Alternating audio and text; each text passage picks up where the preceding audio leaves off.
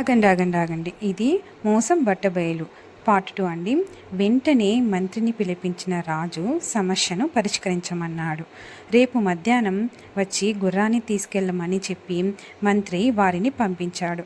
మర్నాడు వచ్చిన వారితో మంత్రి, మీ గుర్రం అశ్వశాలలో ఉంది, వెళ్ళి తెచ్చుకోండి అన్నాడు. ఇద్దరు భటులు తోడు రాగానే మొదట సోమయ్య అశ్వశాలకు వెళ్ళాడు. అక్కడ 1000 గుర్రాలకు పైగా ఉన్నాయి. తనది అనుకుంటున్న గుర్రం ఏదో తెలియక ఏడుపు మొహంతో తిరిగి వచ్చాడు. తర్వాత అశ్వశాలకు వెళ్ళిన రామయ్య రాణి రాణి అని పిలిచాడు. యజమాని గొంతు వినగానే గుర్రం పరిగెత్తుకొని వచ్చింది. ఆ గుర్రం రామయ్యదేనని సోమయ్య అబద్ధం చెప్పాడని మంత్రి నిర్ధారించాడు. విషయాన్ని మహారాజుకు వివరించాడు. దీంతో రాజు సోమయ్యను చెరసాలలో వేయించి రామయ్యని వదిలేశాను.